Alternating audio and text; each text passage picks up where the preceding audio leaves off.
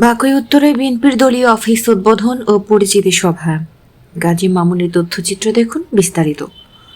বাংলাদেশ জাতীয়তাবাদী দল বিএনপি লালমাই উপজেলার আওতাধীন বাকই উত্তর ইউনিয়ন ৪ নং ওয়ার্ডের হাতিলুটা শঙ্কুরপাড় দলীয় অফিস উদ্বোধন ও নতুন ওয়ার্ড কমিটির পরিচিতি সভা অনুষ্ঠিত হয়েছে।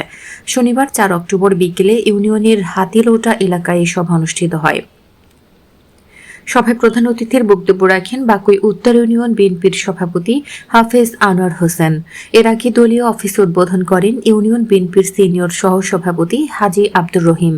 ওয়ার্ড বিএনপির সভাপতি আমির হোসেনের সভাপতিত্বে সভায় বিশেষ অতিথির বক্তব্য রাখেন বাকই উত্তর ইউনিয়ন বিএনপির সাধারণ সম্পাদক সাইফুল ইসলাম, কুমিল্লা দক্ষিণ জেলা স্বেচ্ছাসেবক দলের সদস্য ফরহাদ উদ্দিন বাবু, ইউনিয়ন বিএনপির সহসভাপতি অলিউল্লাহ, যুগ্ম সাধারণ সম্পাদক আব্দুর রশিদ, যুগ্ম সাধারণ সম্পাদক মনির হোসেন, সাংগঠনিক সম্পাদক দেলর হোসেন, সহ কোষাধ্যক্ষ মামুন হোসেন, ওয়ার্ড বিএনপির সিনিয়র সহসভাপতি তাজুল ইসলাম, মাস্টার বিল্লাল হোসেন, স্বেচ্ছাসেবক দল নেতা রবিউল আলম, উপজেলা স্বেচ্ছাসেবক দল নেতা মাহমুদ মাসুদ, ছাত্রদল নেতা আক্তার হোসেন, যুবদল নেতা নেসার উদ্দিন সহ অনেকে।